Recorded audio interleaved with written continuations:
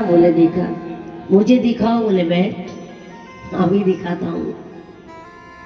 तो ऐसे जाबाल ऋषि के पुत्र सतकाम हर एक बड़े बड़े ज्ञानी ध्यानी महात्मा अमलात्माओं के पास जाते, बोले आपने ब्रह्म को देखा क्या?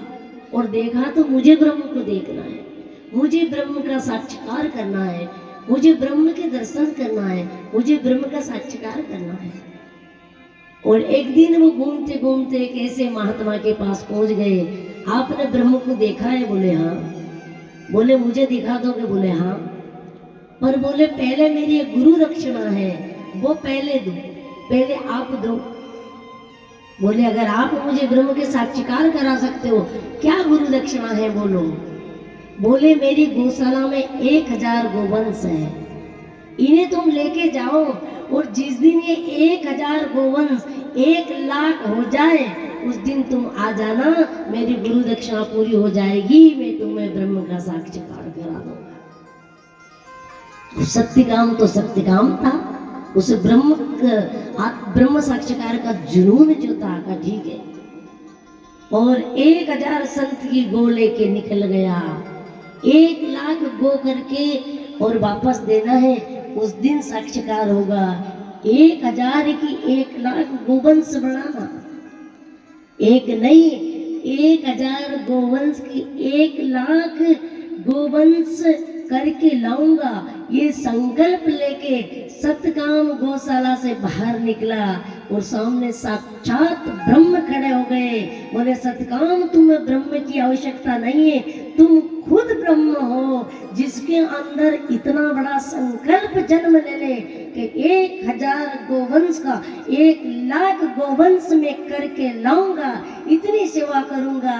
हे सत्यकाम मैं ब्रह्म तेरे को नमन करता हूँ कि तू तो मेरे से भी बड़ा ब्रह्म है, तेरे को कोई ब्रह्म के साक्षात्कार करने की आवश्यकता नहीं।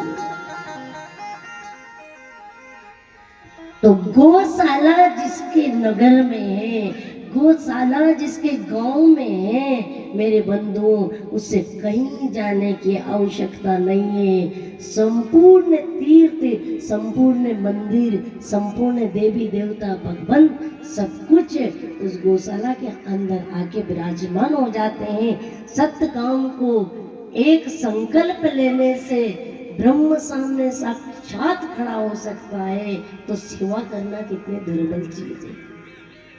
ऐसे कार्यों का संकल्प मन में आ जाए ना, यही बहुत बड़ी बात हो जाती है। तो सतकाम ने जो ये आया कि गोवंश की सेवा के संकल्प से ब्रह्म अगर मेरे सन्मुख खड़े हो गए तो गाय की सेवा क्या है। और सतकाम समझ गए कि अब जीवन में तीनों लोगों में गो से बड़ी कोई चीज नहीं है। सत्यकाम की एक ही पूजन, एक ही भक्ति, एक ही निष्ठा, जिसका नाम है गो। और सत्यकाम, ओ मेरी प्यारी गो माता, तुम्हें छोड़ अब मैं किसकी शरण जाऊं। सत्यकाम को कोई भगवान पसंद नहीं, हमेशा गाय माँ की शरण में पड़े रहते, गाय माँ की सेवा करते रहते। तो हम ऐसे प्रसंगों से हम खुद गाय माँ की सेवा में लगे मेरे बंधुओं।